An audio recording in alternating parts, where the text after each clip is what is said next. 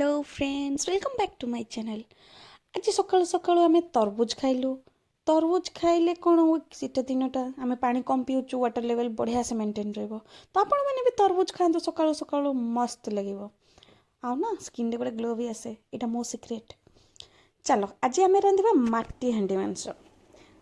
मो झीर सब ये यूट्यूब देखिकी तार गोटे क्रेविंग हुए सब जिनस खाइबापी बनवाई। तो मु काली गोटे नुआ माटी हांडीटे आनी जहाँ को कि मु ओवरनाइट पानी रे सोक करके रखी। आउ इटा मु मांसटा मैरिनेट कर देछि, किछि गोटा मसला, किछि पैकेट मसला, आउ दुईटा रसुण नहीं जाइछि, प्याज चॉप कर देछि। हांडी गरम हो गला, हांडी रे देखन धुआं बाहर हांडी। तापर आम रिफाइन तेल पकेबा। आपण मनकर सोरिष तेल पकेबार अच्छे सोरिष तेल पकईपर। मु रिफाइन बनाऊँगी। मुझे काजू गोटा मसला सब पकईदेली। ताको आम बढ़िया से गोटे गोल्डन ब्राउन कलर करदे।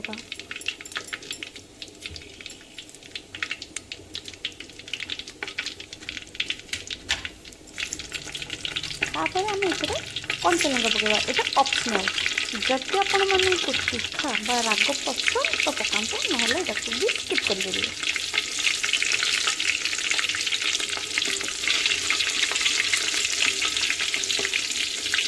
एक्चुअली तापर आम पकेबा पियाज।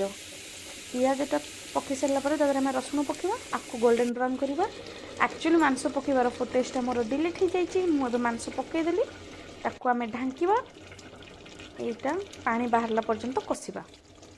आउ गोटे कथा, जितेबाला माटी हांडी रांधुंट से खड़िका बा पिटपातिया सब काठर यूज करेंगे।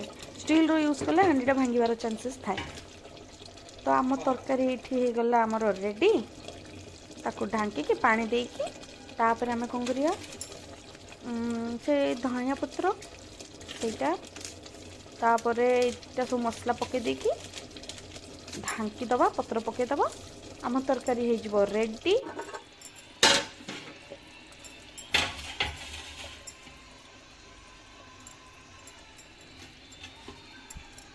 चलो ताहले तरकारी तो पूरा रेडी हो गला।